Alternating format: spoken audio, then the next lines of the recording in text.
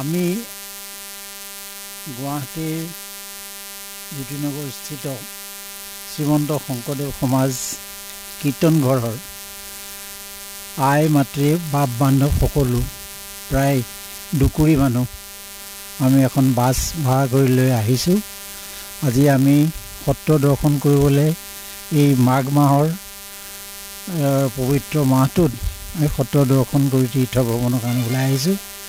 আমি আহি গণকুচি সত্ৰ প্ৰথমে পাটবাউসী সত্ৰত সোমালোঁ।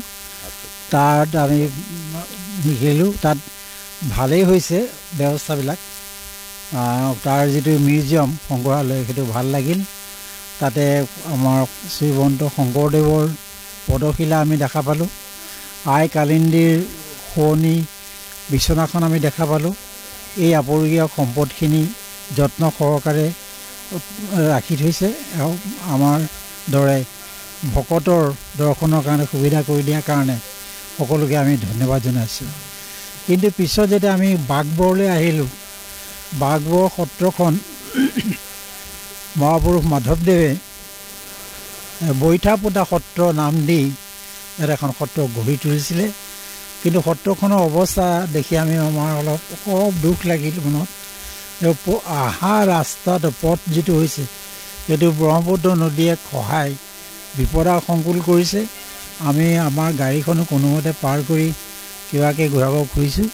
সত্ৰখনৰ আৰু প্ৰচাৰ আৰু ইয়াৰ যত্ন ল'ব লাগে বুলি আমি আশা কৰোঁ।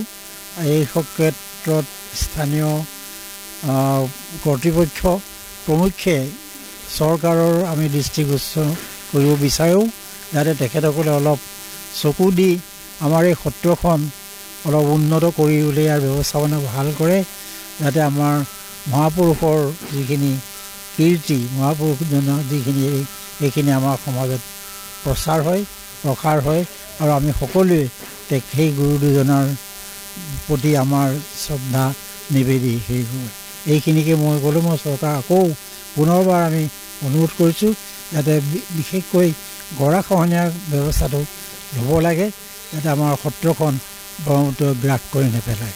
মুখ্যমন্ত্ৰী মহোদয়ক এটাই অনুৰোধ কৰিছোঁ, তেওঁৰ অবিহনে এই কামটো কোনেও কৰিব নোৱাৰিব বোধ হয়। গতিকে তেওঁ যিটো পদক্ষেপ লৈ অসমৰ বিভিন্ন চুকে কোণে কাম কৰি গৈছে, মোৰ তেওঁৰ ওচৰত কাটৰ অনুৰোধ এই সত্ৰখন যাতে তেওঁ বচায় অনতিপলমে, নহ'লে আৰু খুব বেছি বছৰ নাথাকিব সত্ৰখন। এইটোৱে মোৰ অনুৰোধ। তাৰ পশ্চিম অঞ্চলত অৱস্থিত এই বহুত জনসংখ্যাৰ ভিতৰত কেইঘৰমান হিন্দু মানুহৰ তত্বাৱধানত এই সত্ৰখন চলি আছে আৰু তেওঁলোকৰ জীৱিকা উপায় বহুত সীমিত। তেওঁলোক গৰাখহনীয়াত ক্ষতিগ্ৰস্ত লোক, তেওঁলোকৰ আৰ্থিক অৱস্থা অতি শোচনীয়। গতিকে তেওঁলোকে নিজাববীয়াকৈ যে সত্ৰখনক কিবা প্ৰতিৰক্ষা দিব পাৰিব সেইটো আমি কোনেও আশা কৰিব নোৱাৰোঁ। আমি আজি ধৰ্মপ্ৰাণ গুৱাহাটীবাসী লোকতে আহিছোঁ। আমি সকলোৱে আমাৰ ফালৰ পৰা চৰকাৰৰ ওচৰত অনুৰোধ কৰিছোঁ, চৰকাৰে অকণমান চকু দিয়ক।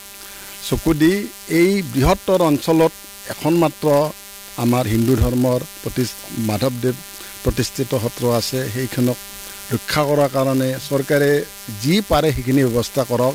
আৰু আমি আশা কৰোঁ যদি চৰকাৰে ব্যৱস্থা লয়, এই সত্ৰখিনি ৰক্ষা কৰাৰ কাৰণে যথেষ্ট সুবিধা আছে। তেওঁলোকে অলপ ভালদৰে চিন্তা কৰক, ৰাইজে সুখ পাব। আমাৰ যিখিনি স্থানীয় ৰাইজ সেইখিনিও তেওঁলোকৰ অৱস্থা আমি আগতে ক'লোঁ ইমান ভাল নহয় যে তেওঁলোকে নিজাববীয়াকৈ কিবা কৰিব পাৰিব। তেওঁলোকৰ স্বাৰ্থত, আমাৰ মানুহখিনিৰ স্বাৰ্থত চৰকাৰে অকণমান মনোযোগ দিয়ক। ধন্যবাদ।